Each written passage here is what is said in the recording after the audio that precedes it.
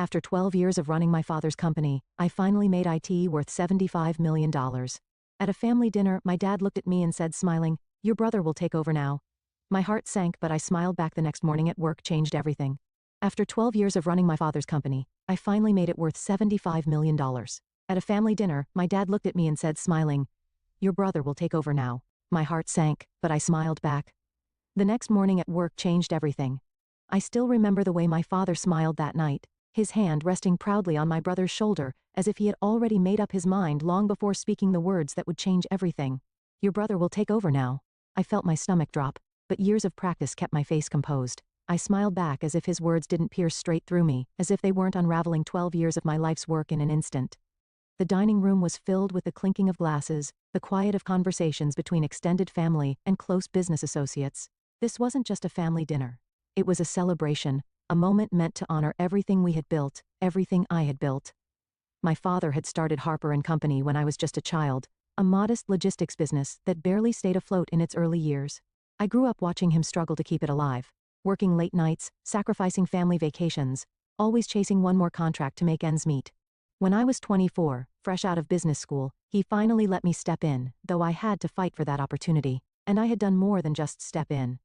I had transformed Harper & Company from a struggling regional logistics firm into a national powerhouse, expanding operations, securing million-dollar contracts, integrating cutting-edge technology. What was once a small, nearly bankrupt company now stood as an industry leader worth $75 million. And yet, in this moment, none of it mattered. My father had already decided. My brother Ethan would be taking over, not me. A slow ripple of approval spread around the table, murmurs of congratulations directed at Ethan. I watched as he lowered his gaze, feigning modesty, though I knew better. Ethan had never been truly invested in the business. He had spent the last decade hopping from one failed venture to another, never quite finding his footing. He wasn't interested in logistics, he wasn't interested in operations, but he was interested in power. I had spent 12 years proving myself, building Harper & Company from the ground up, making every hard decision, every late-night strategy call, every contract negotiation. Ethan had done none of it, and yet, here we were. Still, I swallowed my emotions. I had learned long ago that in this family, showing pain was weakness. I reached for my wine glass, steadying my hand before lifting it. "Smile, Lisa, smile." To Ethan, I said, my voice smooth, controlled. The guests raised their glasses, oblivious to the storm brewing behind my eyes. My mother cast me a glance from across the table, an unreadable expression, but I knew she understood. Unlike my father, she had always seen the effort I put in, but she wouldn't interfere. She never did. Then there was my father, grinning with that same unwavering confidence, completely unaware that his choice had set something in motion. Ethan met my gaze from across the table, a smirk barely hidden at the corner of his lips. That was the moment I knew. This wasn't just my father's decision. Ethan had been waiting for this. He had positioned himself carefully, playing the role of the dutiful son who had finally found his calling. And my father, ever the traditionalist, saw no flaw in his logic. A son should inherit the empire. A daughter, well, a daughter's efforts were always considered temporary. A footnote in history, no matter how hard she fought to prove otherwise. But what they didn't realize, what neither of them had accounted for, was that I had spent 12 years not just building a company, but fortifying my position within it. And tomorrow morning, they would learn exactly what that meant. That night, I barely slept. My mind replayed every sacrifice I had made for Harper & Company. The late nights, the missed birthdays, the relationships that crumbled under the weight of my ambition. I had given everything for this company. And now, they expected me to simply step aside? They had underestimated me. By 3 a.m., I was in my home office, my fingers moving quickly across my keyboard. Every contract, every share, every executive agreement. I knew the inner workings of this company better than anyone. Ethan thought he was walking into an easy transition, that by next week, his name would be on the office door, his position secured. What he didn't know was that while my father had been busy with public appearances, and my brother had been busy pretending to learn the business, I had been securing something far more valuable, control. At exactly 8:45 a.m., I stepped into Harper & Company headquarters, just like I had for the past 12 years. The same walls, the same polished floors, the same of efficiency as employees settled into their routines. But today was different.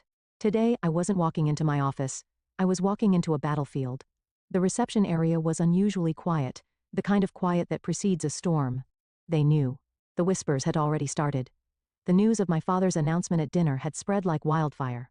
Employees glanced at me with hesitant expressions, avoiding direct eye contact, unsure of where their loyalty should lie. I didn't acknowledge them.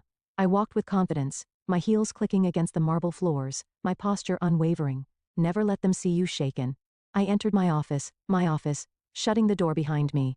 I had precisely 15 minutes before my father and Ethan arrived, thinking they would step into their new positions as CEO and heir apparent.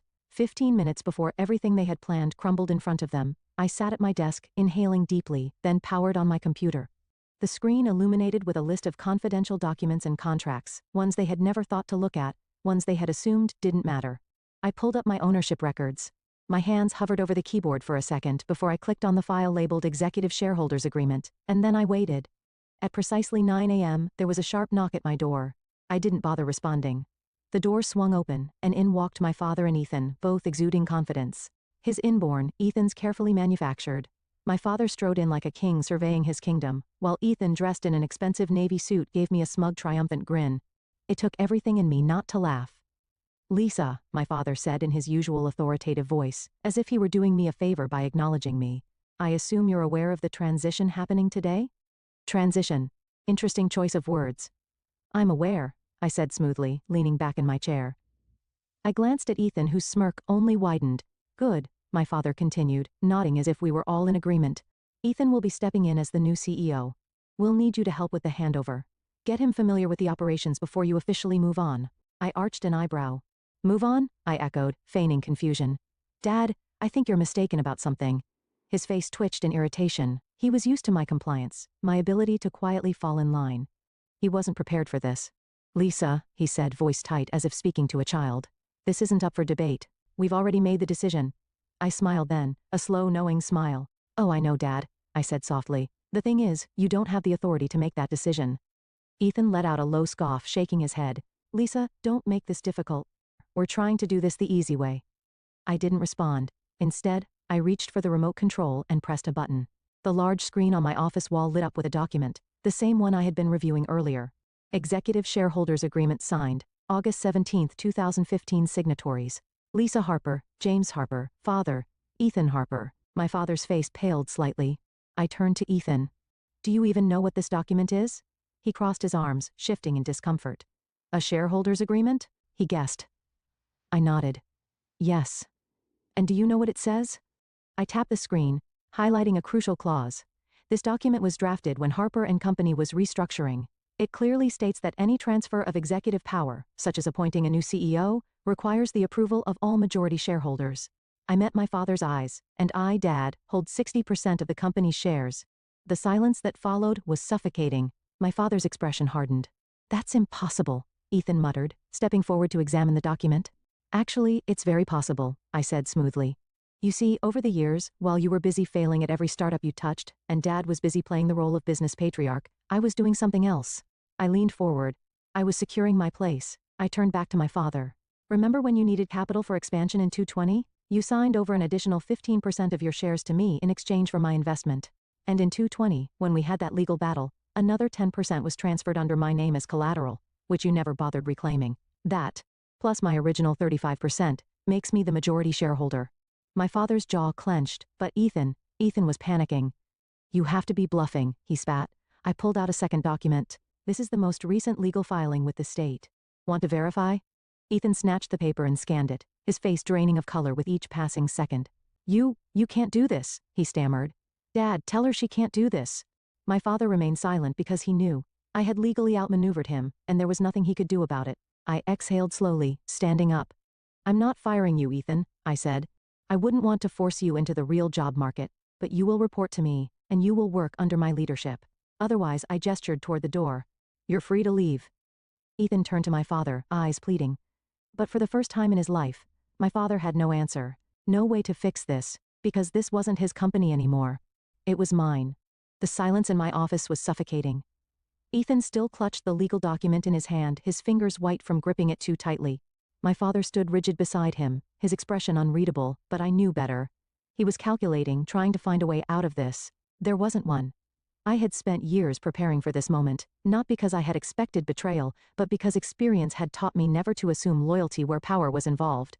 For the first time in my life, my father looked at me as if he didn't recognize me. Perhaps he never had. "So, that's it?" Ethan finally spoke, his voice laced with bitterness. "You're just taking everything?" I let out a soft, humorless laugh. Taking everything? I repeated, stepping closer to him. Ethan, I built this company from nothing. Every contract, every expansion, every innovation, I made it happen. While you were busy failing upwards, I was keeping this company alive. So, no, I'm not taking anything. I leaned in slightly.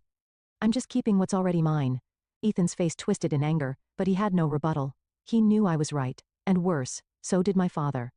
He had spent years believing that bloodline mattered more than ability, that his son would inherit what was rightfully mine. He had underestimated me, and now he was paying for that mistake. My father finally broke the silence. You're making a mistake, Lisa. His voice was calm, measured, but I could hear the strain underneath. A family should stick together. Do you really want to burn this bridge? I met his gaze head on. Dad, I said slowly, you burned this bridge the moment you made your decision without me. His lips pressed into a thin line. Business is bigger than just one person. We can find a solution that works for everyone. I tilted my head slightly, feigning consideration. Oh, I agree. That's why I'm offering you both a choice. I turned to Ethan first. You can stay in the company, I said, keeping my voice smooth, professional, but you won't be CEO. You'll take on an advisory role with limited authority. Your salary will be generous, but you will answer to me. Ethan stiffened, but I didn't stop. Or, I continued, you can walk away. I'll buy out your shares at market value. You can take the money and find a new project to sink your teeth into. My father scoffed. You're acting like you hold all the cards. I smiled. I do. A thick silence followed my words. I let them sit in it. Let them feel what it was like to be powerless. Finally, my father exhaled, shaking his head as if in disbelief. I never thought you'd do this, he muttered. Not to your own family. I felt a sharp pang at his words. Not to your own family. I wanted to tell him that he was the one who had done this, that he had made the choice to push me aside, to act as if I was temporary, but I didn't. Because in the end, it didn't matter. What mattered was that I wasn't going to let them take what I had built. Not now, not ever. Ethan stormed out first. Good riddance. I knew my brother well enough to predict his next move. He would go to our relatives, our family friends, painting himself as the victim of corporate betrayal. I didn't care. I wasn't here to win their approval. I was here to win my future. My father lingered for a moment longer, as if waiting for me to change my mind. When I didn't, he gave a slow nod. You've changed, he said quietly. I met his gaze. No, Dad, I just finally stopped pretending. Then he left. I exhaled, sitting back down in my chair. I should have felt victorious. I had fought for my place and won. But as I stared at the empty doorway, I felt something else too. A quiet, lingering ache. A part of me had always wanted my father's approval. Some small, desperate part of me had thought that if I worked hard enough, if I proved myself over and over again, he would finally see me. But the truth was, he had never really looked. And now he had no choice but to see me for what I really was. Not his daughter, not his temporary stand-in, the true leader of Harper & Company. I turned back to my computer, my focus shifting. I had spent 12 years building this company. Now I would spend the next 12 making it untouchable. My father and brother had tried to take everything from me, but in the end, they were the ones who lost everything. For the first time in 12 years, my office felt empty. No phone calls from my father, no passive-aggressive emails from Ethan, just silence. But silence didn't mean peace. It meant the battle had begun. I knew my father wouldn't walk away quietly. And Ethan? He would fight tooth and nail to reclaim what he thought was his birthright. I wasn't naive enough to think this was over. It had just begun. By the next morning, I could already feel the undercurrent of unease within the company. Employees who had greeted me with confidence last week now seemed hesitant, as if afraid to pick a side. A few department heads avoided eye contact. I knew what was happening. My father and Ethan were working the Whisper Network. Old family friends, board members, senior executives. They were sowing doubt, painting me as cold, ruthless, disloyal. Ethan, especially, had taken on the role of the wounded son, betrayed by his own sister. I could imagine him now sitting in some high-end restaurant, fake sorrow in his voice as he told our investors how I had stolen the company out from under him. And my father? He wouldn't need to say much at all, just a heavy sigh, a shaking head, the carefully placed words, I only ever wanted the best for my children. It was calculated and dangerous because if they managed to turn my board members and top executives against me, they could push me out of my own company, or at least make my leadership impossible. I wasn't about to let that happen. That afternoon, I called an emergency executive meeting. As I stepped into the boardroom, I felt the tension in the air. Half of the room avoided my gaze. The other half watched me too closely, waiting for me to slip. I took my seat at the head of the table, my seat. Let's not waste time, I said, my voice even. I know there have been conversations behind closed doors, over drinks, in hushed voices. I let my eyes scan the room, pausing on each person for just long enough to make them shift uncomfortably. I also know that some of you are wondering if my leadership is sustainable. A few people tensed. No one spoke. I tapped my fingers against the polished wood table. Let's clear that up now. I pulled up a presentation on the screen behind me. Numbers, data, facts. I built this company from a struggling regional business to a $75 million industry leader. Over the last 5 years under my leadership, we've seen a 300% increase in revenue and expanded into 6 new markets. I turned to the CFO. Paul, do we have a single financial indicator suggesting this company is in trouble under my leadership? Paul hesitated, then shook his head. Number. In fact, projections show another 20% growth in the next quarter. I nodded. So, let's be honest about what's happening here. I leaned forward. My father and brother aren't upset because the company is struggling. They aren't upset because I'm failing as a leader. They're upset because they expected me to step aside and let Ethan take over regardless of qualifications, regardless of results. The room was silent, then I dropped the real bomb.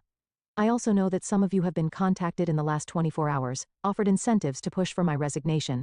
I tilted my head slightly. If anyone here would like to disclose those conversations now, this is your chance. A few people shifted uncomfortably. Then after a long pause, one of the senior executives cleared his throat. I received a call, he admitted, from your father. He said he was considering making an official appeal to the board. I nodded, unsurprised. And did he offer anything in return for your support? A pause, then a slow nod. There it is, I exhaled, standing up. My father built this company, I said. I won't discredit that, but I took it further than he ever could have, and I will not allow him to manipulate it from the outside.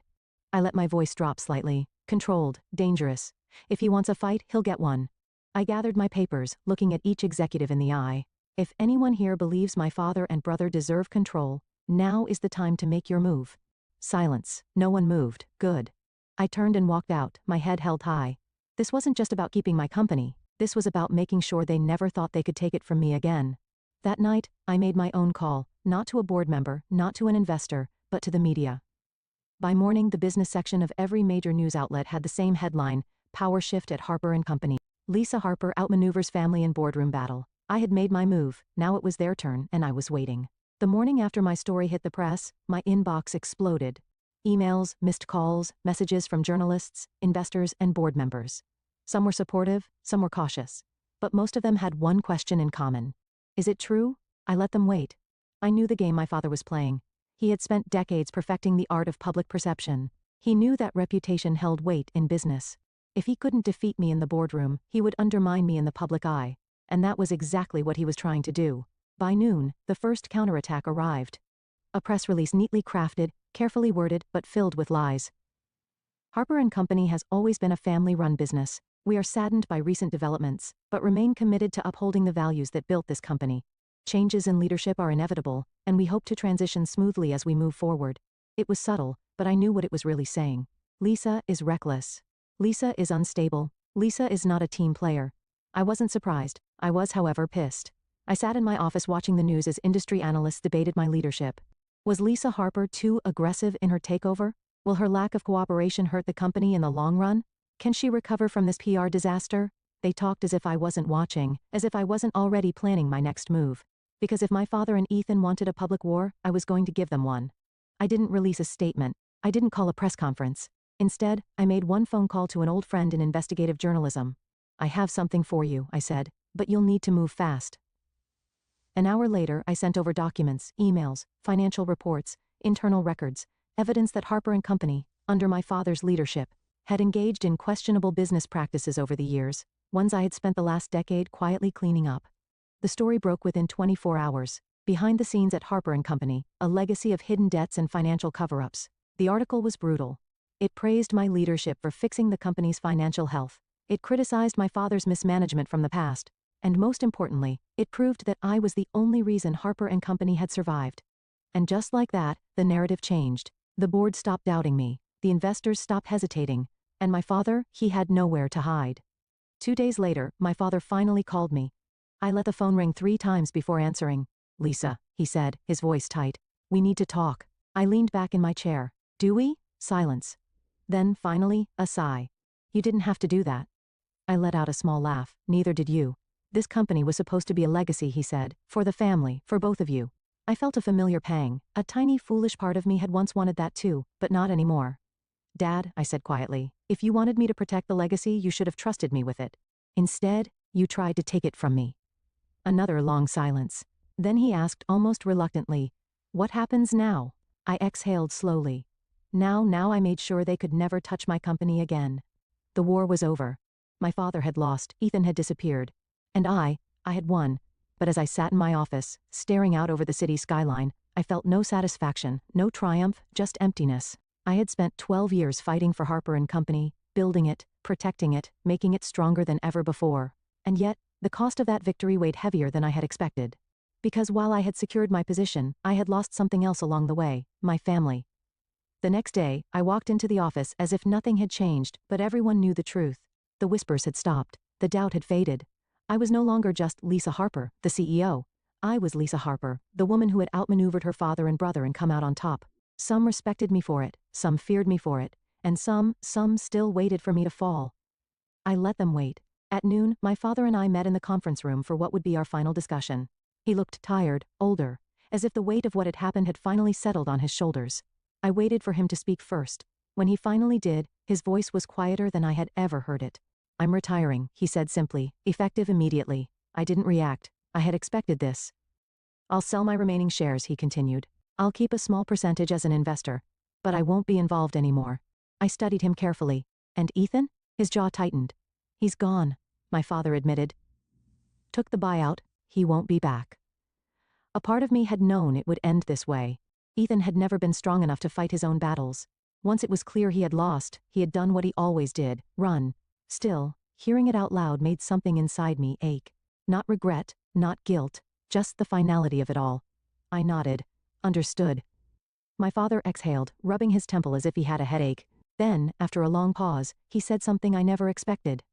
"I underestimated you." It wasn't an apology, but it was the closest thing I would ever get. And strangely, I found that I didn't need it anymore. A month later, Harper & Company looked nothing like it had before. The old board members who had aligned themselves with my father and Ethan, gone. The executives who had questioned my leadership, replaced. The company had always been strong under my guidance, but now it was truly mine. And with that control came a new vision. I introduced initiatives my father had always rejected, modernized systems he had called unnecessary, expanded into industries he had been too cautious to explore. Within 6 months, profits soared. Within a year, we had crossed the $100 million mark. And for the first time in my life, I wasn't just fighting to prove myself. I was fighting to build something that no one could ever take from me again. A year after everything had happened, I met my father for dinner. It was the first time we had spoken since his retirement. He looked different. Quieter. He wasn't angry anymore. Just accepting. "I read about the latest deal you closed," he said over his drink. "It was a smart move." I smirked slightly. "I know." A ghost of a smile touched his lips. There was no tension between us anymore. No war left to fight. Only the simple, undeniable truth. He had tried to push me aside, and I had proved him wrong. He lifted his glass. "To Harper & Company," he said. This time, when I clinked my glass against his, I didn't feel anger or resentment. Only peace, because I had already won, and I no longer needed his approval to know it. As I sit in my office today, overlooking the city that I built my empire in, I think about the lessons this journey has taught me. That family can be your biggest enemy. That loyalty is a currency, not a guarantee. That power is never given, it's taken. But most importantly, that sometimes the best way to prove your worth is to stop seeking validation and build something so strong that they can never ignore you again. I have no regrets. Harper & Company is mine now, and I intend to make sure no one ever forgets it.